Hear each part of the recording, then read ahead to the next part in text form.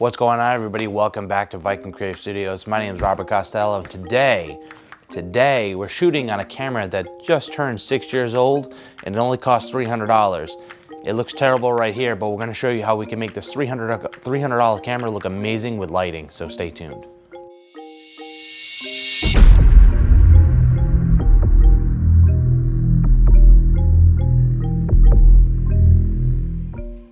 All right, so the first thing you probably notice here is that on this side of me, it's probably really blown out and bright, and that's because we have a 60 watt Godox light here that's turned up too high.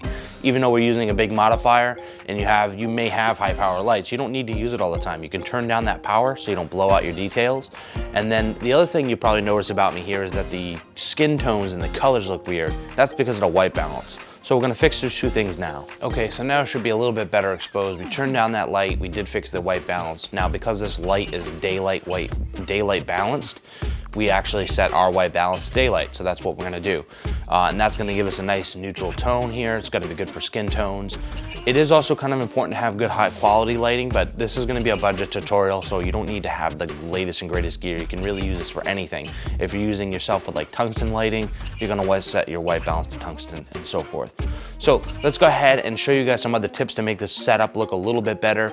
I feel like this is a pretty standard YouTuber setup. You're gonna have your camera, you're sitting up on the couch, and you have your key light. Well, I mean, that might look okay, but there's so many other things you do to make this look more cinematic and beautiful. So first thing we're gonna do is we're gonna change the position of the camera, the position of the way I sit, and completely change the lighting setup than you'd probably used to, but it's gonna make a huge difference. So let me set that up now so you can see what it looks like. Okay, so right off the bat, you guys can see a couple changes that we made initially here. And I'm gonna zoom in and show you the proper setup, but I want you to be able to see where the lighting is. And first thing we did was we moved the couch. You can do this in a bedroom with a chair or your bed by just changing the camera position. But basically, you want to make it interesting and also more cinematic by shooting something that's not standard. So, you know, straight to the face is nice, but it's something you see all the time. By changing our setup here and shooting more of an angle, whether we're looking away and talking or we're looking directly at the camera and talking, is going to give you a better feel. It's a little bit different. It's a little bit more of like basically like an interview style setup, and it looks a lot nicer in my opinion. The other thing you're gonna notice that instead of having the light right in front of us or slightly off to the side, we have it way behind me. The camera's positioned over here, so the light is definitely, it's more at like, you know, a back side of an angle, and that's just kind of lighting the dark side, the behind side of me, and leaving this side shadowed.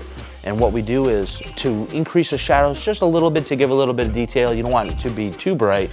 Is we have a little kicker light here. And we're just using a Bowling P1 vlogger light, which is a really portable, small, battery-powered light. You can use another lamp or something. It helps if you have something that's dimmable, just so you can keep it nice and moody and balance the lighting as you need. But you don't need to have anything too fancy. You can do something with a really simple, basic light. And as you can tell here, now we have a lot more dramatic, a lot more flair going on in the image.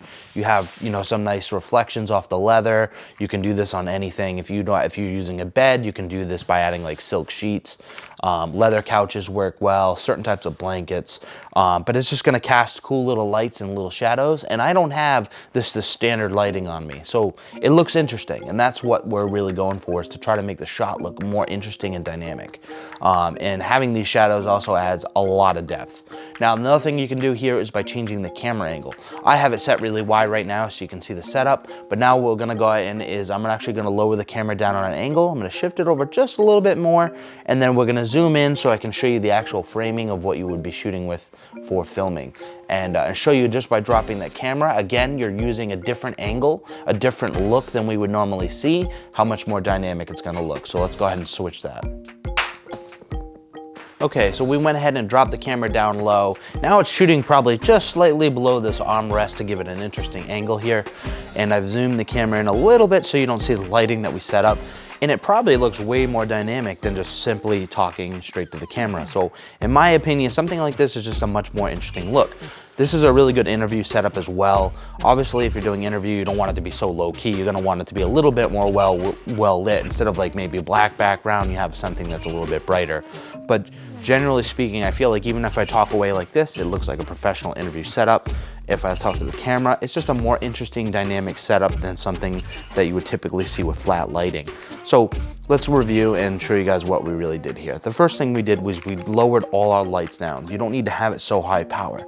There's a balance between having the ISO at 100 and a little bit higher, and then, you know, having lights that are either too bright or not bright enough. You got to find that balance. What you kind of want to do is you want to start with your weakest lights that you have, like something that, like this is the Bowling P1, can only go so bright. So we would start with that and balance usually our key light or something off of that to get a nice balance.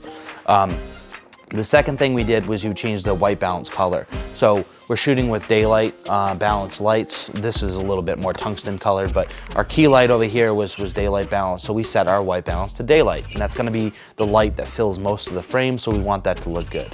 After that, we positioned a little bit of the furniture a little bit different, and we changed that on an angle. So just so it's not so standard, so typical. We kind of want to shoot a little bit more of an interesting shot, a little bit more of an angle, give a little bit more of a dynamic feel. So that was the third thing we did. The fourth thing we did, we shifted then our lights. So instead of lighting standardly from the front or giving like the typical Rembrandt lighting or anything like that, we decided to backlight it. We used the key light. All we did was shift it around to a little bit of the backside. It gives us a lot more dynamic light, and it looks a lot better. And then we added a little bit of a fill over here just to kind of add a little bit into the shadows. We also changed the color temperature of that light just to give it a little bit more of a feel, and you know, having those different tones could make the image feel a little bit more interesting. And that's really it. The last thing we did was just drop the camera down. Once you drop the camera down to a different angle than your standard eyesight, it's gonna look a lot more interesting. And that's really like an old school technique from like landscape photographers.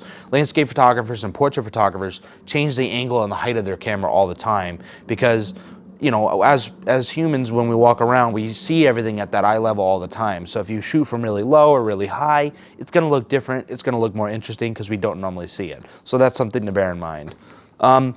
There are some other techniques you can do as well. A lot of people, what they'll do is they'll put a lamp in the background or something like that that's called practical light, and they'll use that to kind of show a little bit of their room. Maybe you have a gear shelf and you want some like lighting on there to show what lenses you're using. You can do something like that as well. There are countless limitations you can do. If you have RGB lighting, we can set up an RGB light in the background. You can do special effect lighting. You know what, let me show you a couple of those real quick so that way you can see what it looks like. Give me one moment while I change that. And there you go. By adding a little bit of RGB light in the background, you can change the color. It also gives your set a little bit more character. So if you typically, you know, have the same setup, you can change the color to whatever you want. You can change blue, violet, you know, so you can set it to whatever color you really want. I have mine on a little remote system. I did a review on these cheap, budget-friendly RGB lights not long ago on my channel, so you should check that out. Links to be down below along with some of our photo shoots. I'd appreciate you checking out another video if you enjoyed this one. And yeah, there's just like little tiny tweaks that you can do to make your video more interesting and look a little bit better, a little bit more cinematic and moody. Probably the very last thing I would go over is just changing your outfit. I'm just wearing a t-shirt and some dirty pants here. I can put on a button-up shirt and I think the image will look a little bit better, so I'm gonna go ahead and do that now. And there we go. I didn't even tuck in my shirt, nothing. I just buttoned it up really quick. I have the cuffs rolled up, nothing too fancy, but that's going to automatically give it a little bit more professional feel. Usually, depending on what clothing you wear, that's one of the first things people are going to notice, even if they don't realize that. You know, your appearance and stuff like that is also very just generically important. You should also pick some type of clothing that fits the type of lighting you're going to go for. This is a very cinematic, moody type of lighting. It's a little bit shadow heavy. This, unfortunately, a $300 camera, the dynamic range isn't what I'm typically used to. Usually I can get a lot more detail in the shadows, but you can get some really interesting shots, especially if you're moving around and talking. You can light up different things. It's a very moody lighting setup, so this is very drab, dark maroon, crimson color. Shirt, black pants, can't go wrong. I mean, there's paint all over these pants, but yet it should still look pretty decent. I can cross my legs here, and you know, if I had a cigar in my hand, smoking a nice cigar, you got this really cinematic, you know, moody feel to it. Very easy. You can add smoke, you can add haze, you can change the color in the background. If I want it to be a little bit more neutral based instead of like heavy color, I can change it to something that would match a little bit better. That yellow is somewhere in between the tungsten and the daylight balance. It's gonna look a little bit more natural versus if you do something like a bright pink or blue, it's gonna look a little bit more modern and artificial. But yeah, that's how you can make a $300 camera look interesting. It's gonna look way more cinematic than just a standard flat lighting. Hopefully this helped you guys. If it did, hit the like and subscribe button. And yeah, I'll see you guys soon for more content. Stay tuned.